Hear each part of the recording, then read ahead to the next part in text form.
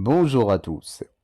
Le dernier ouvrage de la journaliste britannique Valentine Low a eu l'effet d'une onde de choc partout à travers la Grande-Bretagne, comme l'a rapporté le média anglais Le Mirror. En plus d'avoir dévoilé le comportement fortement douteux qu'aurait eu Meghan Markle envers de plusieurs proches collaborateurs. La journaliste a en effet mis en exergue l'influence que l'ancienne actrice a eue sur son mari le prince Harry, membre de la famille royale connu pour ses frasques. Le père d'Archie et de Lilibet Diana, autrefois présenté comme un garçon assez sauvage, comme l'a indiqué Valentin Lowe, aurait évité de devenir un vieux héros imiteux grâce à son union avec l'ancienne vedette de suite.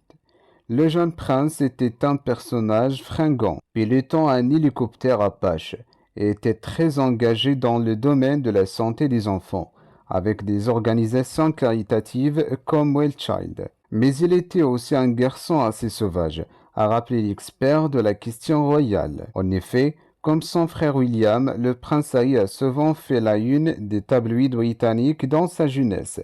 Le fils cadet de Diana et de roi Charles III a commencé à goûter au cannabis durant son adolescence, a organisé des soirées débridées dans la résidence royale de Highgrove et a même été pointé du doigt pour déguisement de mauvais goût.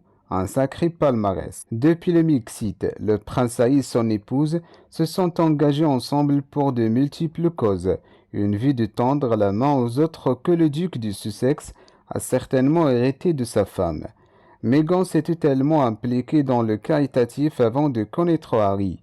Elle est allée au risque de sa vie dans une zone de guerre en Afghanistan pour remonter le moral des troupes américaines. Elle est à l'aise avec la tradition royale de soutenir les forces armées, a expliqué au point le spécialiste de la famille royale du Daily Mail, Robert. Preuve de cette influence, Harry n'hésite pas désormais à accompagner sa moitié dans ses combats féministes et avait même déclaré en 2019 lors d'une visite Tomorrow's Women à Birkenhead. C'est la fin de ce rendez-vous.